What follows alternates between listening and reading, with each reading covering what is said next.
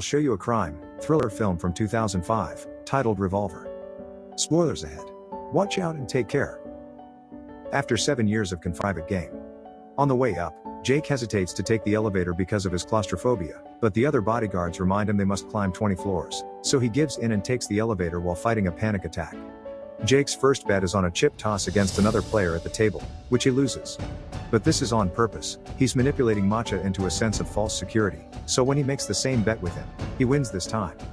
Billy and Jake hurry to leave the casino with their bags full of cash, and on their way out, they're stopped by Zach, who tells them they're in danger and he can help them before giving Jake his card.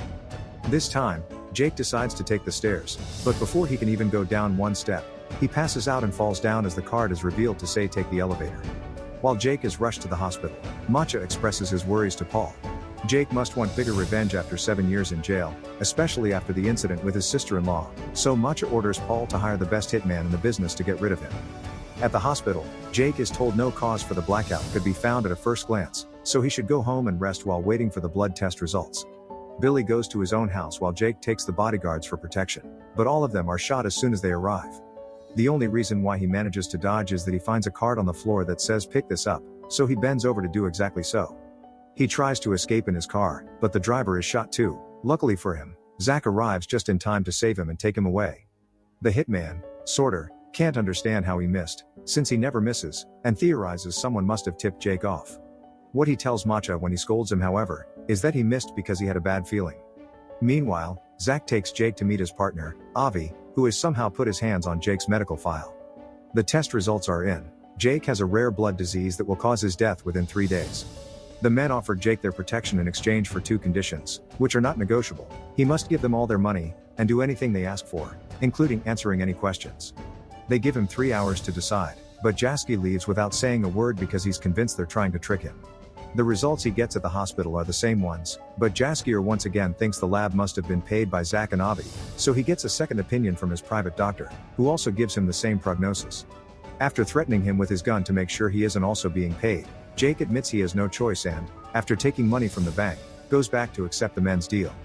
As they go out for a ride, Avi explains they're loan sharks, and it'll be Jake's money that they'll be loaning. After visiting their first client to drop the money, Avi demands Jake to tell him all about his history with Matcha. Matcha used to have 3 very stupid men working for him called the 3 Eddies. They lost their card man before a big game and knew Jake was a good player, so they called him to replace him. Jake wanted to refuse, but they threatened Billy's family, so he had to accept to protect them. During the game, however, the other men on the table began insulting Jake and his mother. Jake wouldn't accept that, so he started a gunfight. The power went off, the money disappeared, and the next thing he knew, someone dropped his name and Jake was being questioned by the police. To keep him from talking, they threatened his niece and accidentally killed his sister-in-law when she tried to protect her daughter. Jake didn't tell the cops that Matcha organized the games and was sent to jail for 7 years. During that time, the Eddies upset Matcha in some way, which resulted in him using them as concrete. After visiting a bunch of clients, Zach sends Jake to stay at a motel.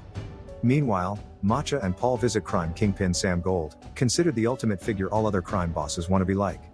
However, Gold never receives visitors, so instead they meet with his advisor, Lily Walker, who accepts to broker a powder deal with Matcha. She also reminds him that Gold doesn't like publicity or give second chances. Sometime later, Jake gives Zach and Avi more money before he's asked about his time in jail while playing chess with Avi. Jake had been given 2 options, 14 years of normal time or 7 years of solitary, so he chose solitary. His cell was between 2 men's, a chess master and a con man, that had been there for a long time, and while they never talked to each other, they knew everything about each other. During the first 5 years of Jake's sentence, the 3 of them would communicate by sending messages written on the library books, and that was how Jake learned their formula to win any game in the world. The 2 men were planning a prison break and promised to take Jake with them, but when they finally left, they disappeared without a word and left Jake behind. When he was released 2 years later, he found out those 2 men had taken all his money and only left behind a note that said you can only get smarter by playing a smarter opponent, so Jaker started using the formula to make himself rich at various casinos. As the days pass, Jake continues working by visiting various clients and giving away his own money. He's also supposed to threaten them if they don't pay, but he can't bring himself to hurt innocent, desperate people. Meanwhile, Avi and Zach are chaining the side of a wall to a truck, so when they pull, they break said wall and steal the safe on the other side. This safe has the powder Matcha had promised Lily, so when he finds out he's been robbed, he sends Paul to solve this no matter what it takes. Paul goes to see their rival, Triad Kingpin Lord John, who accepts to provide them with the powder on such short notice but only for an overinflated price. Jake, Zach, Avi, and their team go to the hotel where the exchange will happen. They sneak into a room next to the thugs to make a hole in the wall and inject sleeping gas, putting both Matcha's and John's men to sleep. Then they steal the money and the powder, framing it to make it look it was Matcha that robbed John and vice versa. Sometime later, Jake gets a call from Billy, who tells him he's been asking around and has found out that Zach and Avi are so dangerous that not even gold would touch them, so Jake should get out of there. Jake doesn't listen and goes back to work, where he's being expected to shoot a scared client. He refuses and tries to shoot Avi instead, but he realizes the gun is empty. Avi knocks him out. Jake wakes up hours later in the motel and gets a call from Avi saying he's survived his third day, so he should get a checkup. After being visited by his niece and Billy, who leaves him a gun just in case, Jake goes to see his doctor, who confirms the diagnosis had been wrong and Jake is fine. He tries to call Avi and demand answers, but Avi only says he'll have to wait. Meanwhile, Paul has been gathering information, and Jake's name has come up as involved in all the problems his men have been going through, so Matcha orders him to kill him. When Jake returns to the motel, Avi and Zach are waiting for him and warn him that Matcha's thugs are waiting inside the room. Jake runs away and the men go after him, but he manages to lose them, especially when one of the thugs slips and shoots himself by accident. The other criminals find the body and think Jake did it. Jake goes to see Avi and Zach at their office, where they confess they've always known Jake didn't tell them the whole truth about his old deal with the Eddies. Those three clowns had been waiting for Jake when he got out of prison to kill him, since what he did caused them to get fired by Matcha. To save his life, he offered the Eddies a deal. Every month, he would give them 3% of any money they would lend them. The first time, only one Eddie agreed to it. But when they saw he kept his deal, they all wanted to be in, this time for a 4%. In truth, Jake was paying each Eddie with another Eddie's money, so he wasn't losing anything. It came to a point where they didn't have any more money to lend, so they borrowed from Matcha, who quickly became interested in the Eddie's mysterious moneymaker man. After gambling with the formula and making himself rich, Jake chose that moment to take a vacation with his brother and niece, and that was when Matcha killed the Eddies for not paying him back.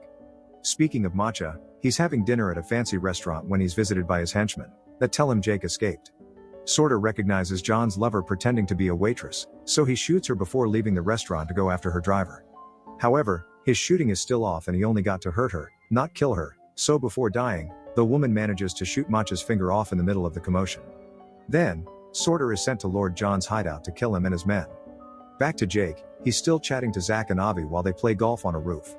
They explain to him that nobody ever gets to see gold because he doesn't actually exist, he's just a representation of ego and the personification of greed, he only has power over those who invest in him.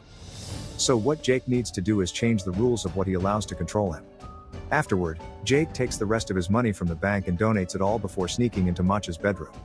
While fighting with the voices in his head that represent his ego, Jake apologizes to Matcha for tricking him out of his money, accepts him as the superior crime lord, and tells him he's made a donation in his name before leaving. In order to confront his fears, Jake takes the elevator, which gets stuck on the 13th floor.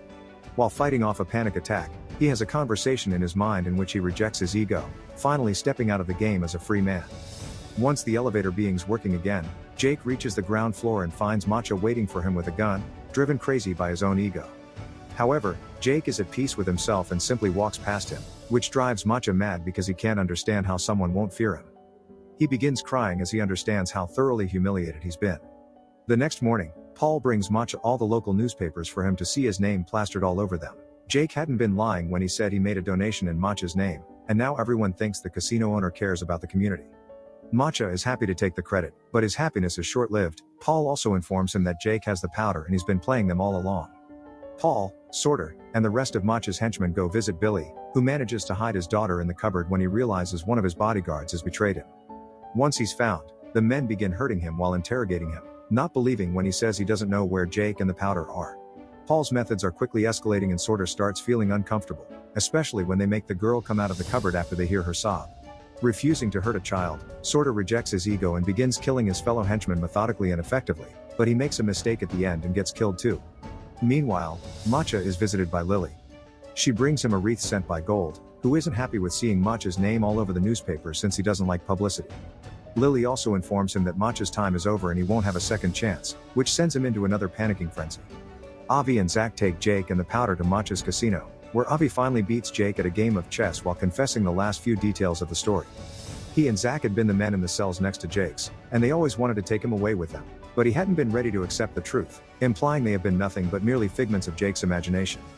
Unfortunately, he doesn't have time to come to terms with this because at that moment, the casino's bodyguards come to take him to see Matcha, who has the girl with him.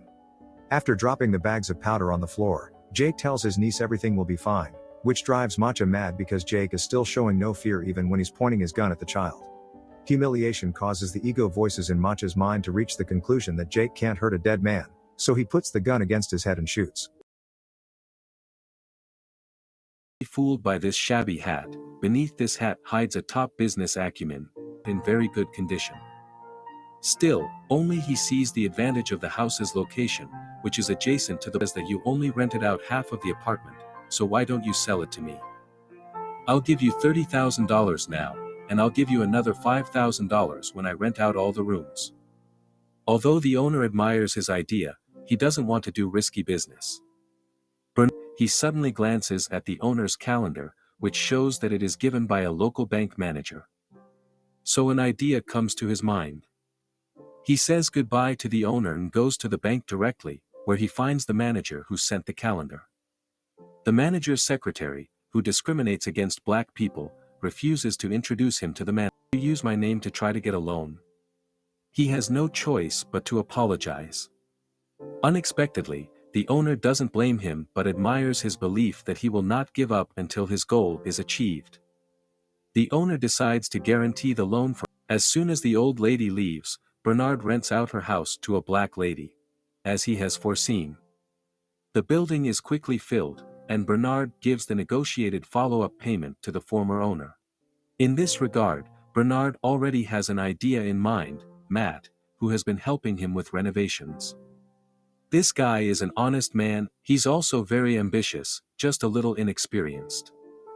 So Bernard and Joe set out to train Matt comprehensively, teaching him golf, high-class manners, mathematical thinking, and real estate.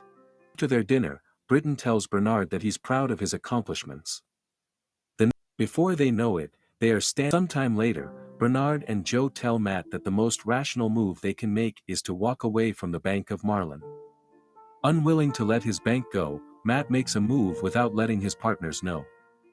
Joe learns about his move the next day and rushes to Mainland Bank with Bernard. They confront Matt about the loans while Florence is in the country. Meanwhile, Matt talks with Senator McClellan about testifying against his partners in exchange for his freedom. Matt contemplates his next move that night and makes a phone call. Matt follows McClellan's suggestions and testifies against his partners at the Senate hearing the next day. Later that day, Bernard also meets with McClellan and listens to his proposal. He gives him a choice to take an immunity deal and confirm Matt's testimonies, or Bernard can say whatever he wants and go to jail. In the end, Bernard decides to say the words that have been kept in his heart for years. Shortly after that, both Bernard and Joe's fortunes got decimated after the hearing. The two also got sentenced to federal prison. Florence Jr. purchases the Mainland Bank for a small fraction of the price paid by Bernard and Joe. Meanwhile, Matt Steiner never got charged with any crime.